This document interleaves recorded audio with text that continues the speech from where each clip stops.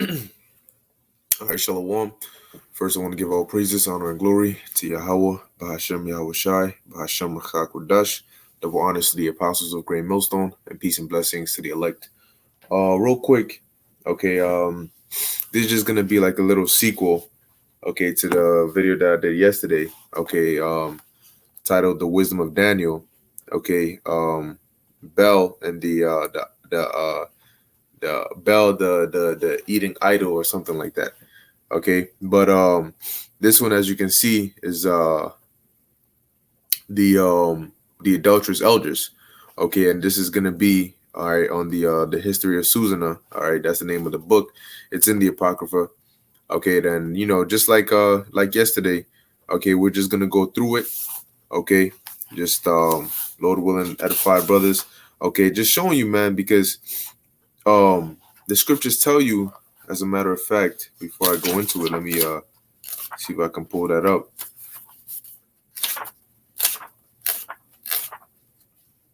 Ecclesiasticus chapter 11 verse 1. Wisdom lifteth up the head of him that is of low degree, and maketh him to sit among great men.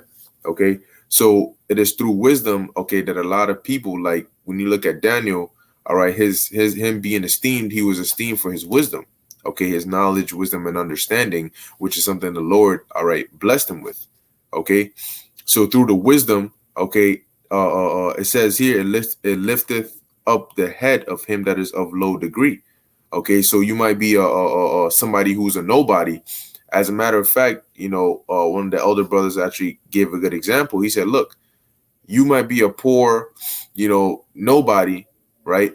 But let's say you have like a celebrity or like, somebody who's famous that's sick, okay? Or they have a big problem that you know the answer or the solution to. Guess what? Now all of a sudden you go from that low estate to what? To being esteemed because you have the answers or the solution to their problem.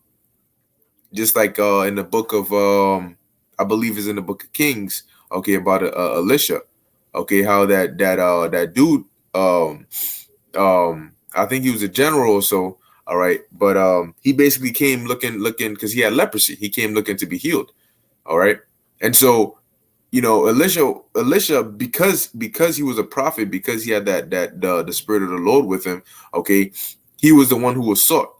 And the dude who was willing to give him all these different things, but he didn't want anything. All right, you can read up on that yourself, but yeah, just going into it. Sirach 11 verse 1. Wisdom lifteth up the head of him that is of low degree, and maketh him to sit among great men. All right, so we're gonna go into it. Right, this is the history of Susanna. Okay, starting at verse 1.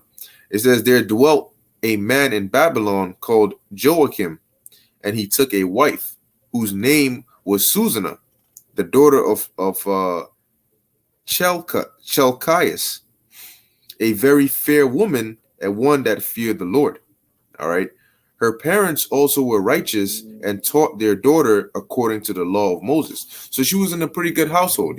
She was beautiful. She looked good. Okay. And she was raised correctly. All right. It says, "Now Joachim was a great rich man and had a fair garden joining onto his house." Okay, and to him, so he was one of those men who was well off. Okay, you could say, and to him resorted the Jews because he was more honorable than all others. The same year were appointed two of the ancients of the people to be judges, such as the Lord spake of, that wickedness came from Babylon, from ancient judges who seemed to govern the people. All right, key word, who seemed. These kept much at Joachim's house, because his house was sort of like the spot. All right, the main spot. Okay, especially being that he had that like it says, that fair garden. Okay, so it says so they kept much at Joachim's house, and all that had any suits in law came onto them. So that was where, so he had basically opened his house to that. Okay, and that was where those elders spent most of their time. So if anybody had any issues, whether it was with their woman, okay, or family issues, whatever, any issues concerning the law, being that they were what, elders, they would the people would bring it to them, and they would judge the matter, right? So it says, um now when the people departed away at noon, Susanna went into her husband's garden to walk, and the two elders saw her going in every day and walking, so that their lust was inflamed towards her, okay, or toward her. So they saw her and they were like, yo, this shorty that she keeps coming in here, she looks good. You know, they were lusting after her. Now these are supposed to be elders. All right, and let's see what happens. Okay, when you allow that lust to thrive and to grow. Okay, not from a seed. It roots itself in your mind, and then it grows forth, and then it springs forth, and you act upon it. This is why Yahushua said, if you look upon a woman to lust after her, you have committed adultery in your heart. Okay, but once again, a woman that is married, or a woman that is not single. Okay, and here's an example of that. So it says, so their lust was inflamed toward her, and they perverted their own mind. Okay, now mind you, these are supposed to be elders. It says, and they perverted their own mind and turned away their eyes, that they might not look onto heaven nor remember just judgments.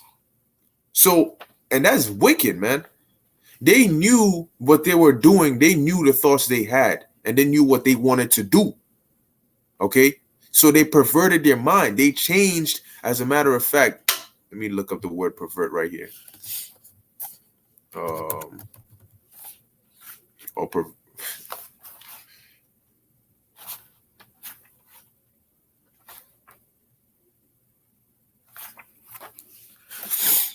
Oh boy.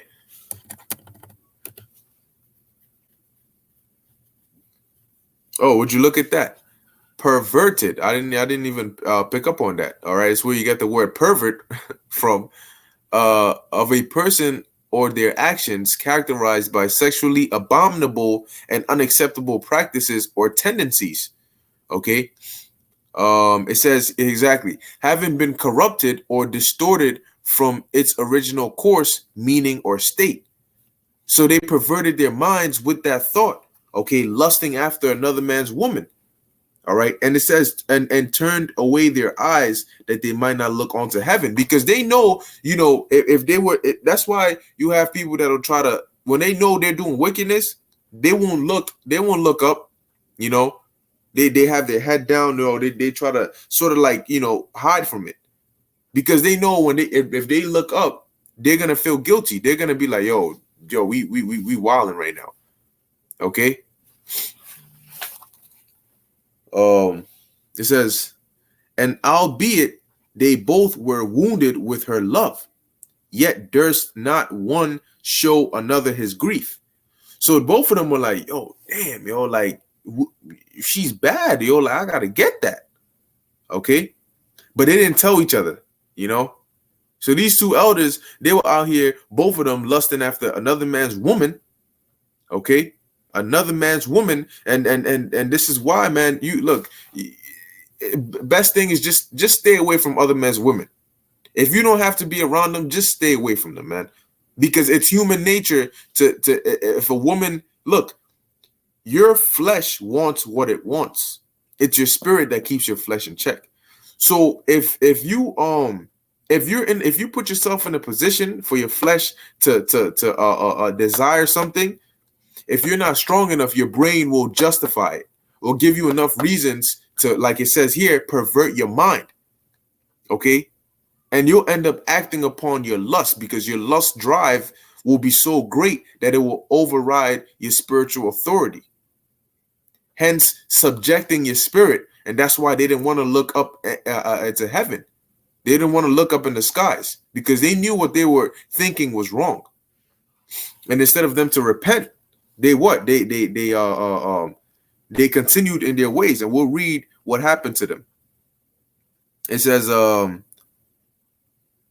verse 10, and albeit they both were wounded with her love, yet durst not one show another his grief. For they were ashamed to declare their lust that they desired to have to do with her. Okay, so the things that they were thinking, all right, the things they wanted to do to her, all right, because of their lust for her, which it was wrong in this case because she was a married woman. Okay, they were lusting after another man's wife. All right, so it says, yet they watched diligently from day to day to see her. Okay, so because remember it says it tells you that verse 6 going back to or matter of fact, yeah, going back to verse 6, it says these, all right, talking about those elders, kept much at Joachim's house. So almost like every day they were there because that was where people would come to, right? So it says here, jumping back down to verse 12, yet they watched diligently from day to day to see her. So as instead of focusing and actually doing what you got to do, they out here looking out, you know what I mean, diligently. Yo, she came today? Oh, okay, all right. All right, I'll be right back. Let me take a stroll too. You know? It says, and the one said to the other, let us now go home, for it is dinner time. So when they were going out, they so when they were going out, they parted the one from the other. All right. So like you go home. You live in different locations. So they said, oh, yo, it's getting late. It's dinner time. We gotta go. Our job is done. Because remember, they hadn't confessed to each other how they were feeling about her. So they out here like, all right, yo, I'm gonna see you. You go your way. I'm gonna go my way. I'm gonna see you. But let's read what happens. It says, so when they were going out, they parted the one from the other, and turning back again, they came to the same place because both of them had that same thought. Oh, you know what?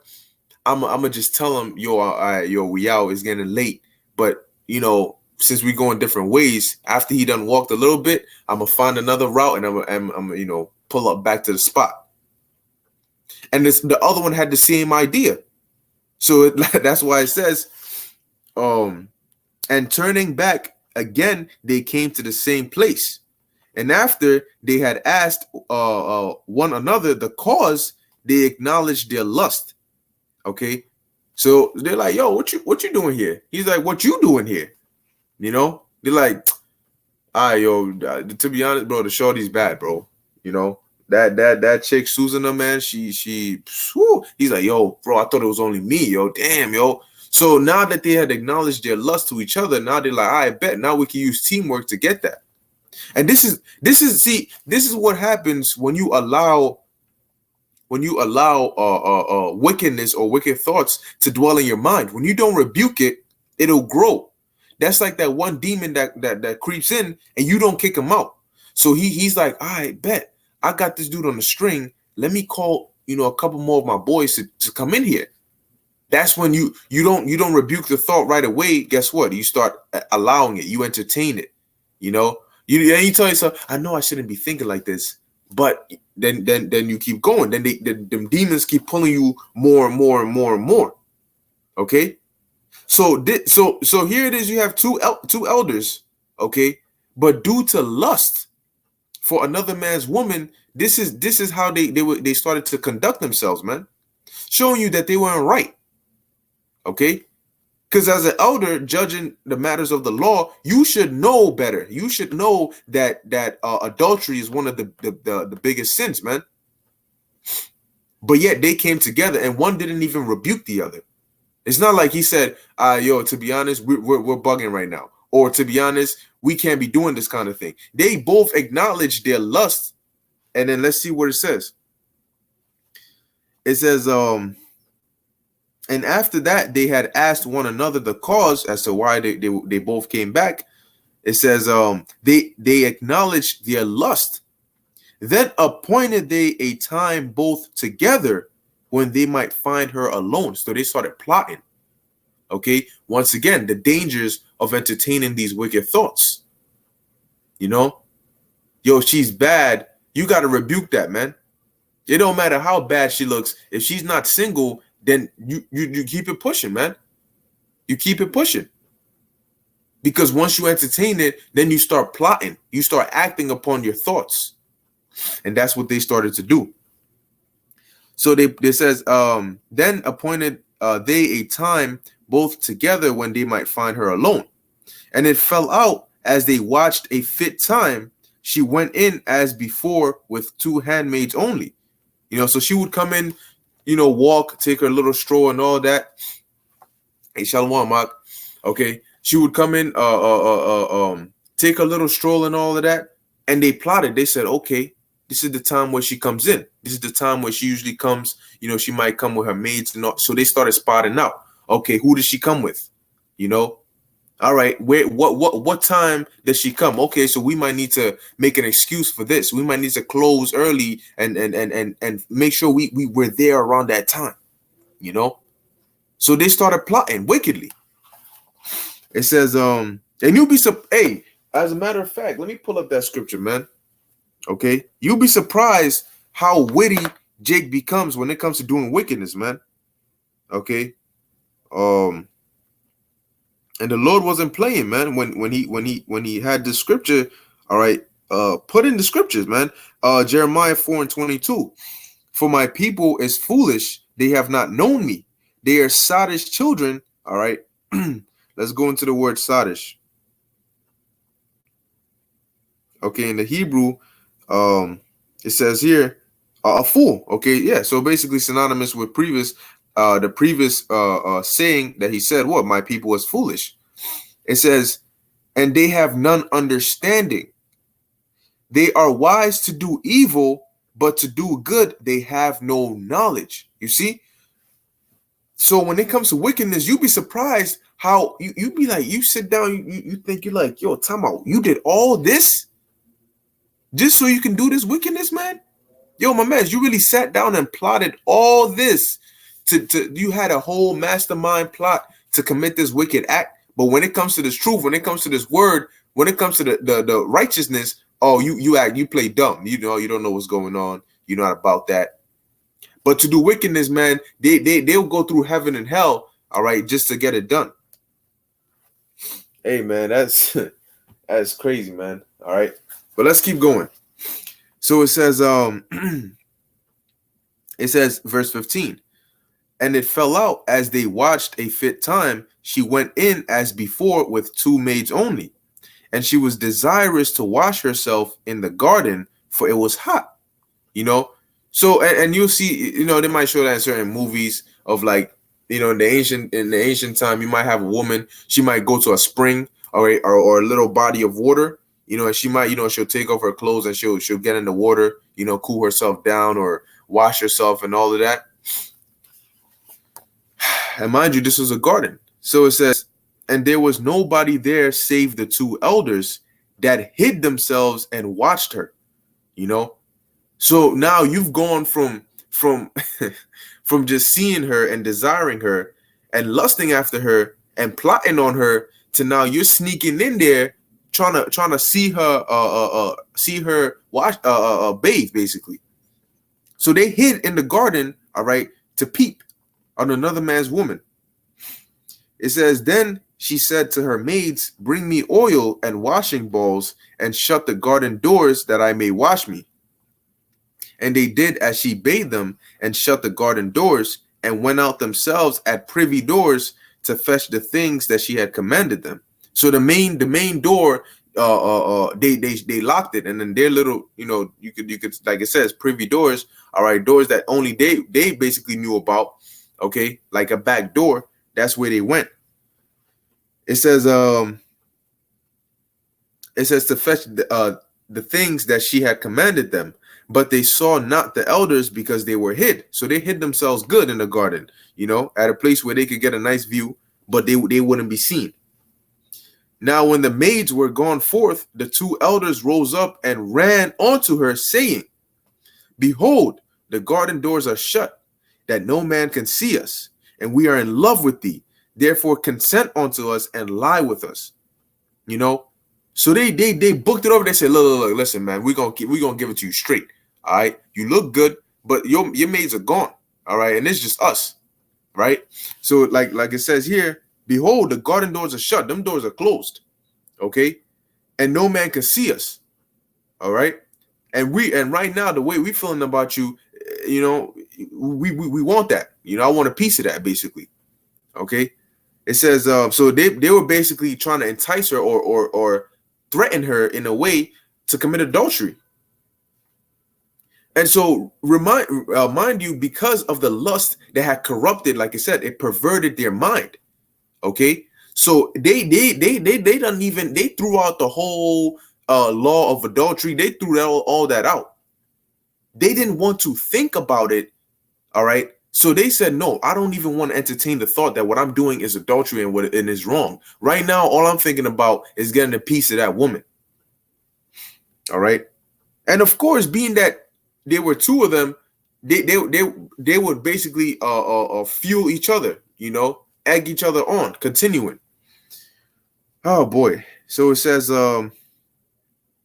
verse 21, if thou wilt not, we will bear witness against thee that a young man was with thee, and therefore thou didst send away thy maids from thee. You see? So they're basically saying, look, man, we're elders. So people will believe us over you.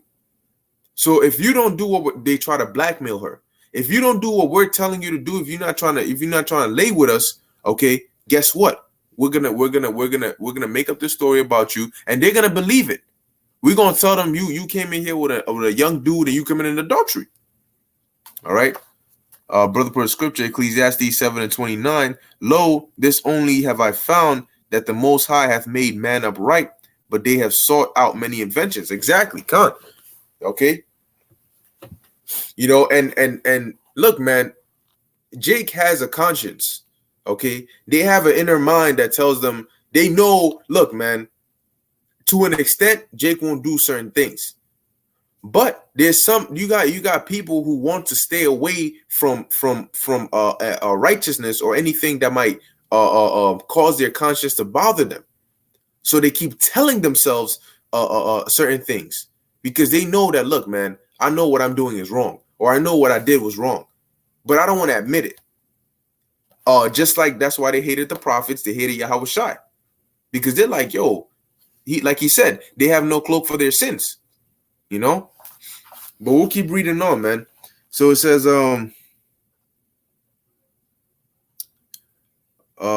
verse 21. If thou wilt not, we will bear witness against thee that a young man was with thee, and therefore thou didst send away thy maids from thee. Then Susanna sighed and said, I am straitened on every side. For if I do this thing, it is death unto me. And if I do it not, I cannot escape your hands. Yeah, because committing adultery, the penalty of that is death. Okay. It is better for me to fall into that. And she says, so if I commit adultery, all right, it's death unto me, because the Most High ain't gonna let nobody escape. All right. But if she doesn't commit adultery with them, then what? I'm gonna read it here. And if I do it not, I cannot escape your hands, because they were going to blackmail her. It says, it is better for me to fall into your hands and not do it than to sin in the sight of the Lord. So her fear of the Lord was greater than them blackmailing her or whatever they're going to testify against her. Okay. Or make up against her. All right. It says, with that, Susanna cried with a loud voice, and the two elders cried out against her. All right. Now, why did she cry? Well, it's in here. Okay. I'm gonna read it real quick. This is Salakia. This is Deuteronomy chapter 22, verse 22. If a man be found lying with a woman, now this is in the law. If a man be found lying with a woman married to an husband, then they shall both of them die, both the man that lay with the woman and the woman. So shall thou put away evil from Israel. All right. So that is the penalty of committing adultery. If a damsel that is a virgin be betrothed unto an husband, and a man find her betrothed, meaning she's been promised, all right, to an husband, all right, and a man find her in the city and lie with her, then ye shall bring them both out onto the gate of that city and ye shall stone them with stones that they die. And the damsel, because she cried not, being in the city, and the man, because he hath humbled his neighbor's wife, so thou shalt put away evil from among you. Because that them putting those people to death would be like a precedent for people to know, look, man, we can't be out here committing adultery, man. Okay, because we're gonna be put to death, man. I don't want to be put to death, because after seeing, what the Lord just had be done to them, I don't want to follow next. Right? So a woman is supposed to cry. That's why the Lord gave them that loud voice. They're supposed to scream. Okay? So that people can, like I said, being in the city, so people can hear and come to their aid. All right. It says, verse 25, but if a man find a betrothed damsel in the field, and the man force her and lie with her, then the man only that lay with her shall die. But unto the damsel thou shalt do nothing. There is in the damsel no sin worthy of death. For as when a man riseth against his neighbor and slayeth him, even so is this matter. For he found her in the field and and the betrothed damsel cried, and there was none to save her. So she at least cried, like, yo, she wasn't with it, basically. All right. Okay, yeah, so that was basically the part, man. A woman was supposed to, the point I wanted to get was, a woman was supposed to cry or scream out in that situation, all right? And people could come to the aid of what was going on, okay? Because by nature, a man is stronger than a woman. So if he tried to force to lay with her and she screamed, at least with her voice, people could come and see what's happening. So you had Susanna, who she cried with a loud voice. And then the elders cried, like it says, verse 24, with that Susanna cried with a loud voice, and the two elders cried out against her, So she's screaming, and they like, yeah, what, It says, then ran the one and opened the garden door. So when the servants of the house heard the cry in the garden, they rushed in at a privy door to see what was done unto her. But when the elders had declared their matter, the servants were greatly ashamed. Yeah, because the first thing they did was, oh no, this is what just happened. We just saw her with this dude, and look at what he did the instantly, because they want to put that first story out there. All right. It says, and when the elders had declared the matter, or their matter, because remember, they told her they were gonna bear witness, all right, or come out and say that she was with a young man, even though she wasn't, if she didn't lie with them. So it says, and when the elders had declared their matter, the servants were greatly ashamed, for there was never such a report made of Susanna, because that wasn't like her, They're like, but wait, tell me, she was what? Her parents raised her right, She's married to a dishonorable man, so why would she do such a thing? But then again, it's the elders, right? Those two men were set up to be the elders of that time, so it's sort of like, damn, like, damn. Well, let's read what the Lord had happened. It says, and it came to pass the next day, when the people were assembled to her husband, Joachim, the two elders came also, full of mischievous imagination against Susanna, to put her to death. That's wicked, man. It says, and said before the people, send for Susanna, the daughter of Chelcias, Joachim's wife. And so they sent. So she came with her father and mother, her children, and all her kindred. So she had kids, man. And that shows you, man, what the flesh will do to you. Okay. And these wicked men. Oh, verse 31, Salakia. Now Susanna was a very delicate woman and beauteous to behold. So she looked good, man. She was fine. And these wicked men commanded to uncover her face, for she was covered, that they might be filled with her beauty. So even then, they were still lusting. Therefore her friends and all that saw her wept. Then the two elders stood up in the midst of the people and laid their hands upon her head. And she, weeping, looked up towards heaven, for her heart trusted in the Lord. And the elders said, as we walked in the garden, so they were giving their false testimony. And the elders said, as we walked in the garden alone, this woman came in with two maids and shut the garden doors and sent the maids away. Then a young man who there was hid came onto her and lay with her. So they're basically saying, yo, man, you got this fast girl, man. Here it is. She came into the garden. She had already plotted with this man. So he was basically in the cut waiting. And then after she sent the maids away, she basically like, yo, and he pulled up. All right. So that's basically what they're saying happened. It says, then a young man who there was hid came onto her and lay with her. Then we that stood in a corner of the garden, seeing this wickedness, ran onto them. But wait, they were hiding, trying to peep on her. But then again, this is what they made up against her. It says, and when we saw them together, the man we could not hold, for he was stronger than we, and opened the door and leaped out. You see how they're making this sound believable? You got two men couldn't hold this one guy. Oh, but look, we're so old. He was much younger and stronger, and we tried, but like he was just too strong, and he broke loose. He opened the door and he just dipped. All right.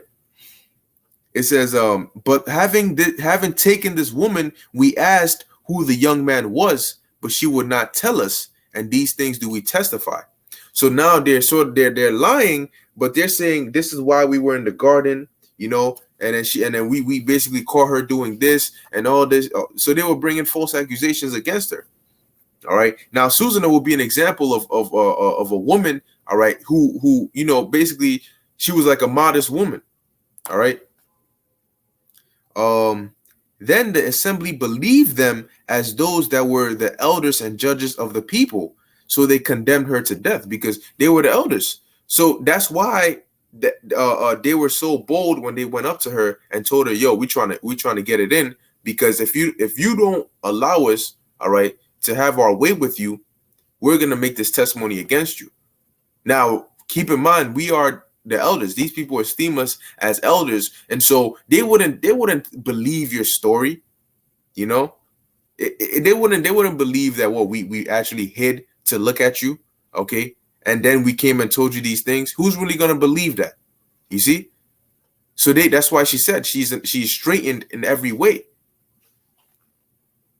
It says, then Susanna cried out with a loud voice and said, "O everlasting God, that knowest the secrets and knowest all things before they be, thou knowest that they have borne false witness against me, and behold, I must die, whereas I never did such things as these men have maliciously invented against me." And she made the right choice or the right decision when she decided. She said, look, I'd rather y'all make this testimony against me than to sin before the Lord. Because let's say had she gone ahead and said, okay, I don't want my name, I don't want you guys to bear a false witness against me or make this false testimony against me, so I'm just gonna do as you say. Who's to say that the Lord wouldn't have put the spirit on either her husband or somebody to walk in at that moment, and then she would really fell into the hands of the Lord? Okay, because in that case, you see, it doesn't work vice versa. If she decided to go against the Lord, all right, for fear of those men, the Lord would have what? The Lord could have put the spirit on somebody to walk in on her and then condemn her and put her to death. Who's going to deliver her then? But being that she said, no, you know what? I'd rather, all right, yeah, you guys make this testimony against me. Guess what? The Lord can still deliver her. But if the situation was flipped where she sinned against the Lord, guess what? Those men couldn't deliver her. Okay, so she made an enemy out of those men in order to remain faithful to the Lord, as opposed to making an enemy out of the Lord to remain faithful to those men. It says, and the Lord heard her voice.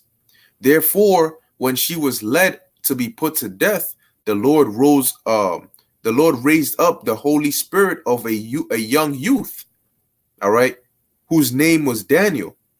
Now, mind you, at the beginning it says what? There dwelt a man in Babylon called Joachim. Okay, why now?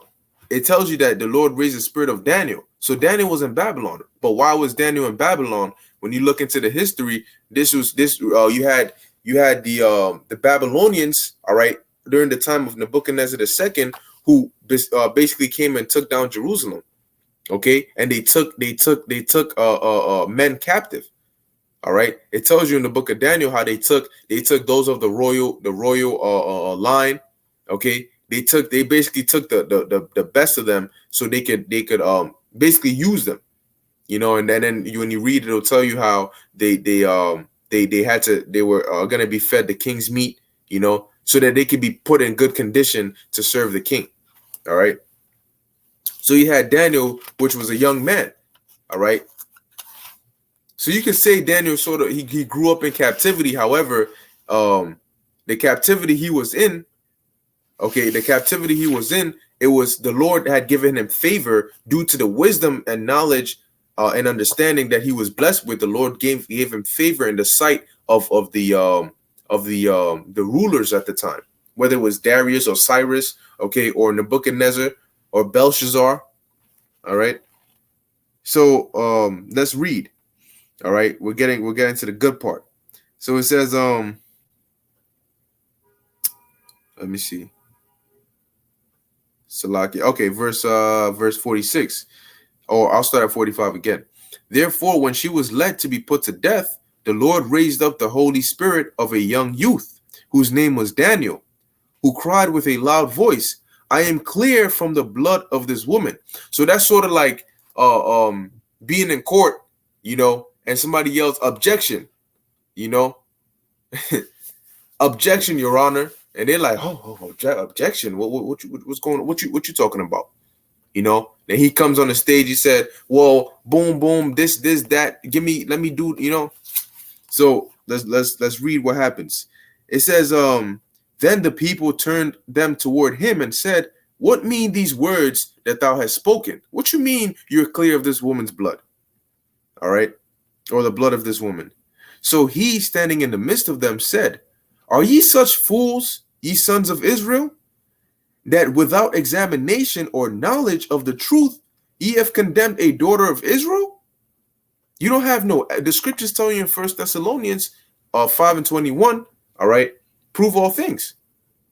So without any proof, you're just going to condemn a daughter of Israel? Return ye again to the place of judgment, for they have borne false witness against her. All right.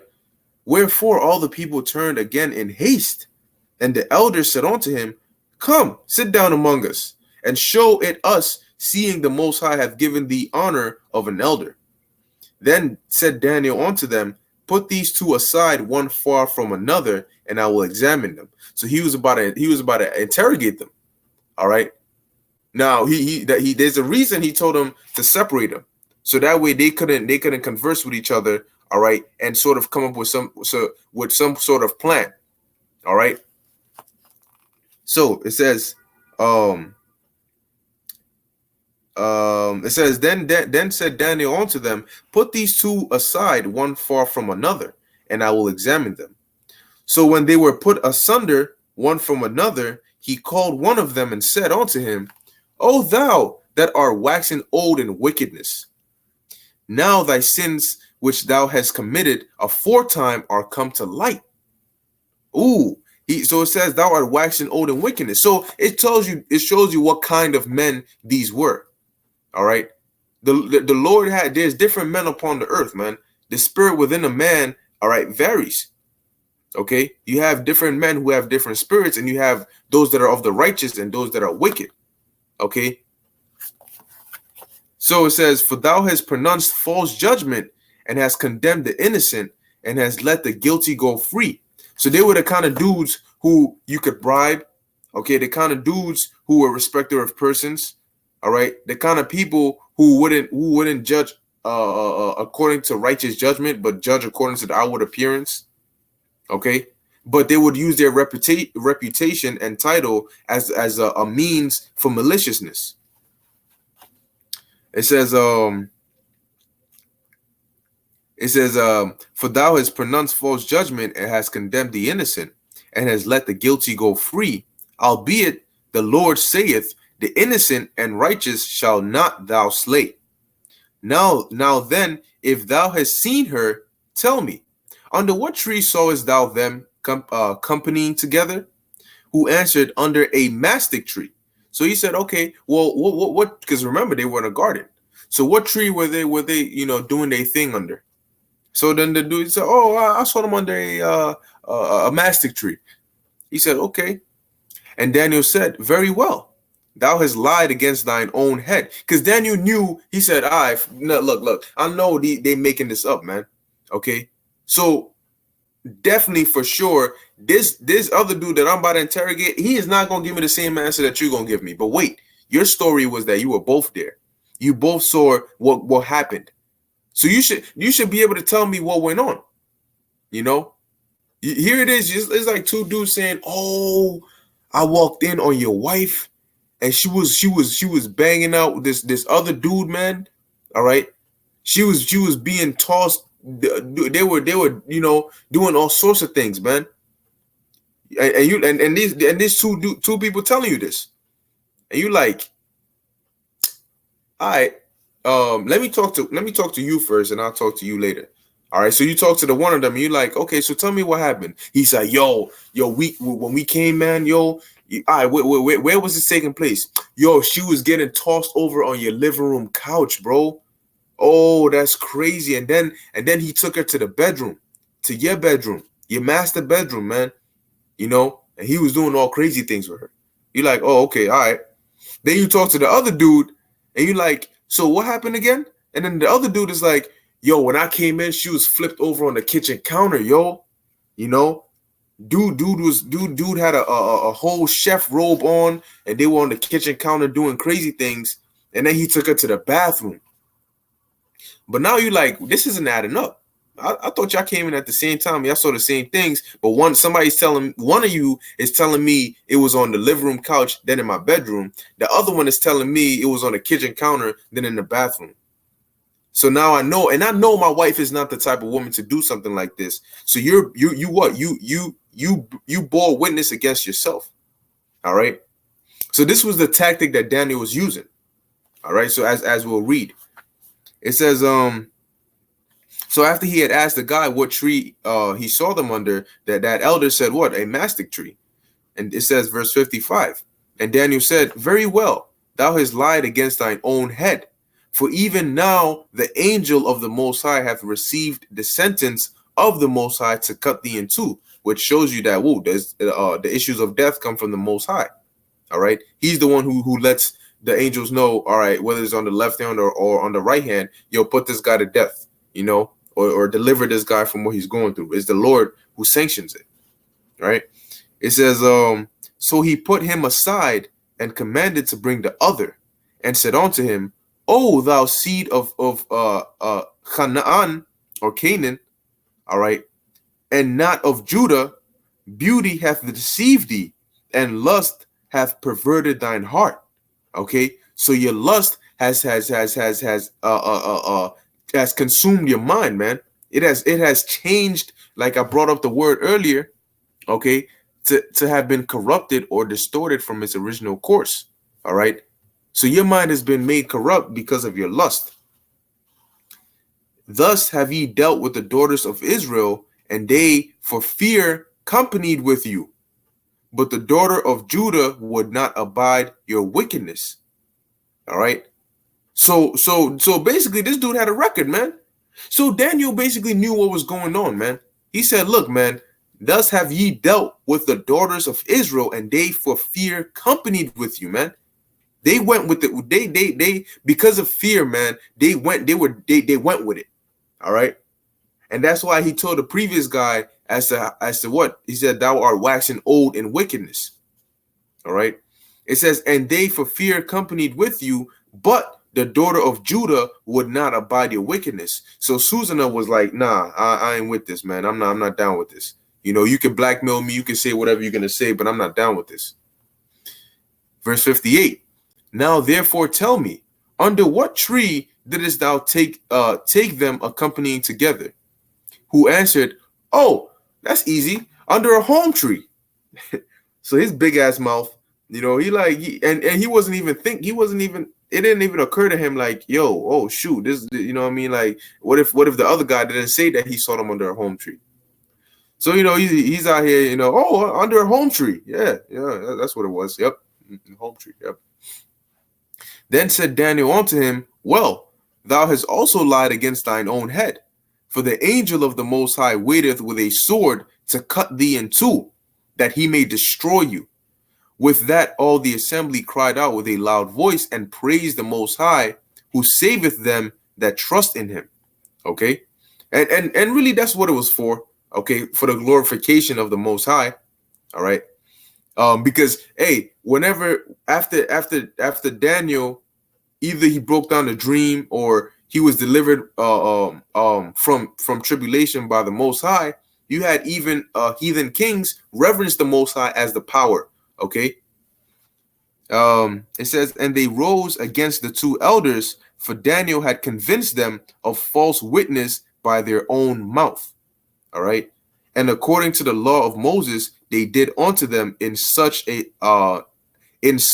sort as they maliciously intended to do to their neighbor, and they put them to death. Like I read in the book of Deuteronomy, all right, that they were to be put to death. They were going to be stoned.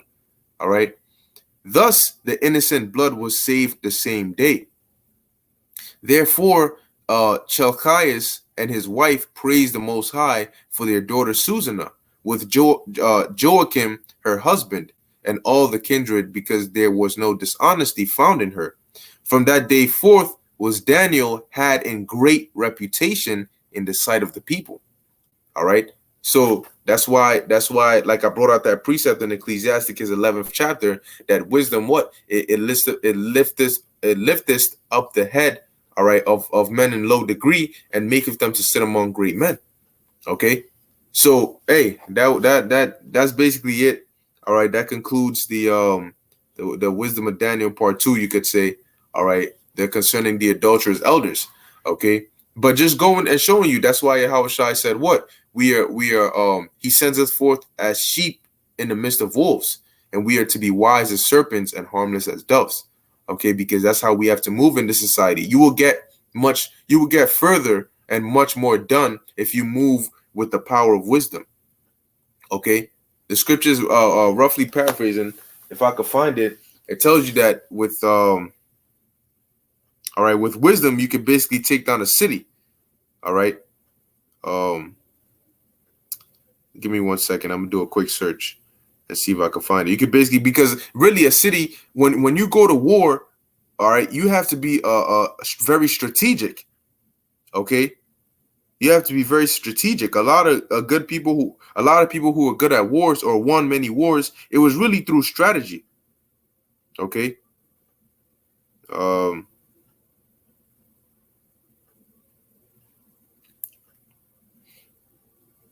Right. Okay, I think it may be this. Proverbs 21 and 22, a wise man scaleth the city of the mighty and casteth down the strength of the confidence thereof. Okay, that was the precept I wanted to get, man. All right, but basically that concludes it. Okay. Hey, that's why, look, man, we gotta seek that. Okay, that it tells you in Isaiah 33:6, and wisdom and knowledge shall be the stability of thy times, man. Okay, you got to have that wisdom, knowledge, and understanding. Okay, to be able, you have to know and understand what you know to be able to apply it, which is wisdom. All right, which is how you move based on what you know. Okay, and so, hey, man, pray for that, man. Okay, these are good things to pray for, man. That faith, okay, but also wisdom, knowledge, and understanding. Okay, as King Solomon did. All right, and so with that. All right, I'm going to end it here. Lord willing, you brothers were edified. Okay, I want to give all praises, honor, and glory to Yahweh, Bahashem Yahweh Shai. Until next time, Shalom.